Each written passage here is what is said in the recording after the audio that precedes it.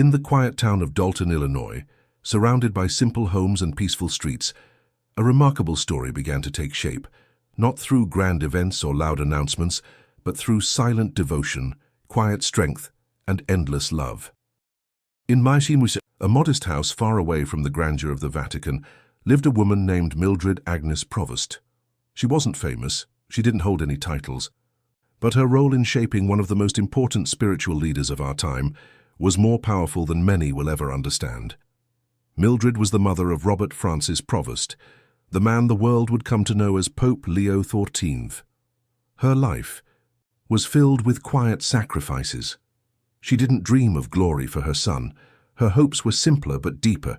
She wanted him to grow in faith, to be kind, to serve others, and to trust in God's plan. Every evening she whispered prayers beside his bed, asking God to guide and protect him. She lived her faith not through loud preaching, but through small acts of love and faithfulness. It was in the soft-spoken words, the patient teachings, and the unwavering presence that Robert found his foundation. Robert, or Bob as his friends called him, grew up in a house that didn't chase after attention. The Provost family lived in a rhythm of love, respect, and dedication. His father, a man of strong values and quiet leadership, worked diligently to provide for the family. Together, Mildred and her husband gave their children a strong sense of home, filled with warmth and spiritual direction. They didn't see themselves as extraordinary, but what they gave their son was exactly that, an extraordinary example of living faithfully every day. As a boy, Robert was not the loudest or the most outgoing, but he was deeply thoughtful, observant, and sensitive to the sacred. The small things mattered to him: the sound of church bells in the morning, the scent of incense during Mass, the hymns sung by the choir. These touched something deep in his soul. At St. Mary of the Assumption Parish in nearby Riverdale, he found a second home. The parish was a place of comfort, tradition, and purpose. It was there, under the guidance of priests and the encouragement of faithful teachers, that the seeds of his vocation were planted. He joined the parish choir, lending his voice to hymns that stirred the hearts of many. He served at the altar, learning the sacred patterns of the liturgy. But beyond all of this, what truly stood out about young Robert was his ability to notice the beauty in faith. He wasn't drawn by power or position. Instead, he was drawn to the deep meaning behind every gesture, every prayer, every moment of reverence. He found joy in service, peace in prayer, and purpose in devotion. Mildred watched her son's journey with quiet pride. She didn't push him toward any path. She simply supported him, prayed for him, and guided him with love. She taught him to listen to God's voice, to be patient with his calling, and to trust even when things weren't clear. She believed that God had a plan for everyone, and she surrendered her son to that plan, even if it meant letting go of her own wishes. As Robert grew older, his spiritual life deepened. He pursued studies in theology and immersed himself in the teachings of the Church. But no matter how far he traveled, whether in studies or later in missions, he carried with him the voice of his mother, the quiet encouragement, the steady faith, the deep love. Her example stayed with him through challenges, through doubt, through moments of decision. Robert's path eventually led him to religious life. He joined the Augustinian Recollect order, embracing a life of prayer, community, and service.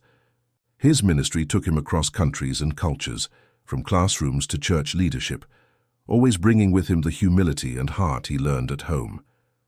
Those who worked with him spoke of his gentleness, his listening ear, his unwavering dedication to people. He wasn't one to seek attention. He didn't chase titles. Instead, he focused on what truly mattered, bringing Christ to others. When news broke that he would become Pope Leo XIV, many were surprised. He had never been in the spotlight. But those who knew him weren't shocked at all. They knew that his strength came not from ambition, but from deep roots. They knew that the boy who once knelt in quiet prayer in a suburban parish had grown into a man who understood the heart of the Church. And behind that man stood a woman whose story had never been told in headlines or documentaries. Mildred Provost, who lived her life out of sight, who never asked for anything, had raised a pope. Not through power, but through presence. not through control but through care, not through fame but through faith. Her love for her son, her dedication to her family, and her trust in God's plan became the bedrock of Robert's vocation. Every sermon he gave, every soul he comforted, every mission he led carried the quiet touch of her influence. The world may remember Pope Leo XIV for his leadership, his writings, his humility, and his vision for the Church.